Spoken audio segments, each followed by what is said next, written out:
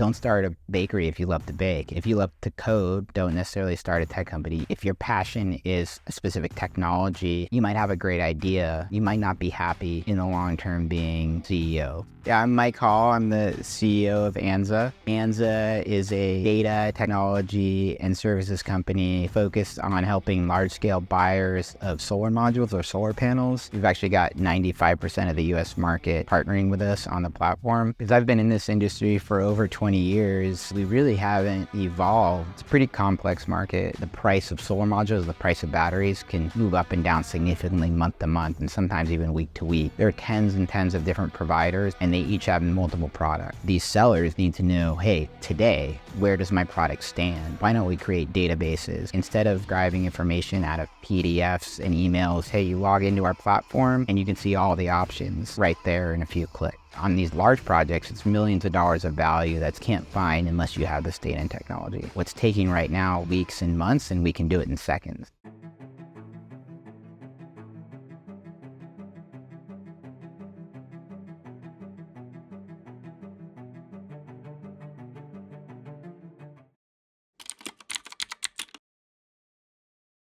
When I started, I used to go around to local community organizations and I would do a presentation on the US power supply. Maybe 45% came from coal. You were to look at the slice that was renewable energy, you couldn't even see it. It was so thin. Yeah, the industry has grown 35,000 times, literally 35,000 times since we started. Basically, all new generation in the US is renewable, the cheapest source of new energy. Electrification of transportation and electric vehicles is really exciting. It was fun to be very early in an industry. There was a lot of energy and enthusiasm about it. It was also hard though, because nothing worked. So like the first power converters we bought, for example, they had 100% failure rates. Everything that is easy now, it was much harder in the beginning, but it was also small. I'm being real. Our very first customers are family.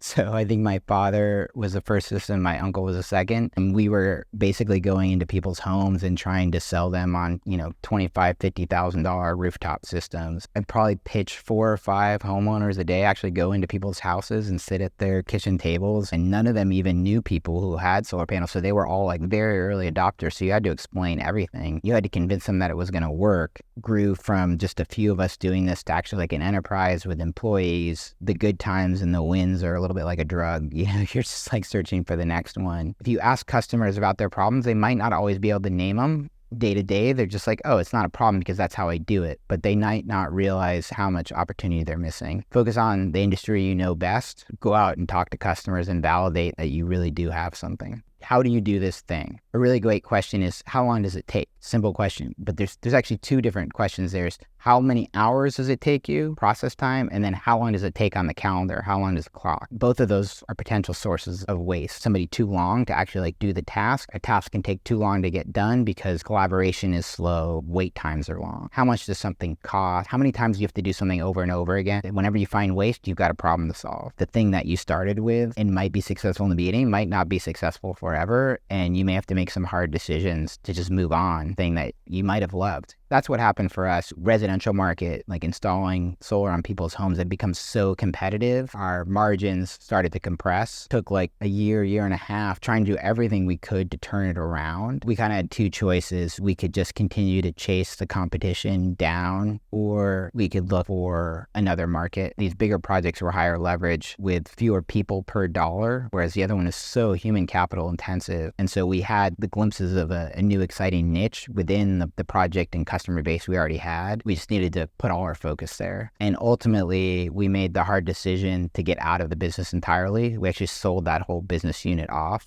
We were 165 people then. About 120 of them worked in that business. We overnight went from a 165-person company to a 45-person company. As those problems changed, our projects types changed, but also our business changed. We negotiate with the utility and the local authorities to do a large project here. It's really hard to go from something you know really well to something you don't know at all. If we hadn't done that, I'm not sure the company would have survived.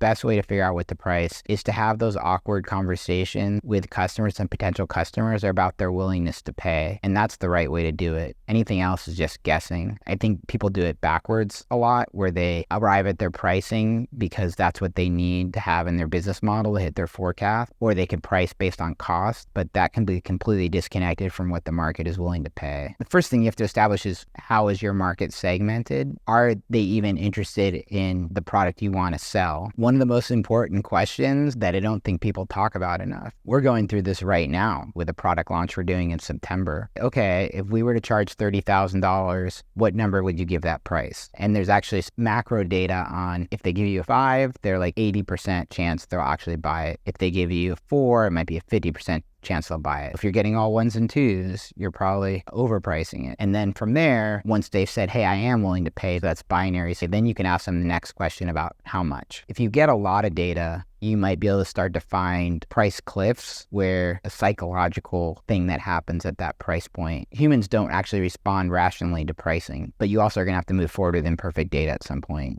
Almost no one has the money to get perfect data. I'd also be careful about just saying, what are you willing to pay? Because customers tend to give you a small number because they think they're in a price negotiation, even though they're not. You may want to anchor them and then have them respond to your anchor. Margins are a different question, and it really speaks to your strategy. If you really have a genuine case that high amount of market share, high penetration is going to, in and of itself, create a competitive advantage, you probably just need to price at whatever it takes to get that market share. If that's not the case, you need to price so that your unit economics are profitable. I mean, you may spend more than your gross margin on R&D and sales, and that's fine. If it's taken you 2 years to recover your cost of sales, you've got problems. I see a lot of companies that price to gain market share, but don't necessarily have a great story for how that market share is going to deliver a long-term competitive advantage.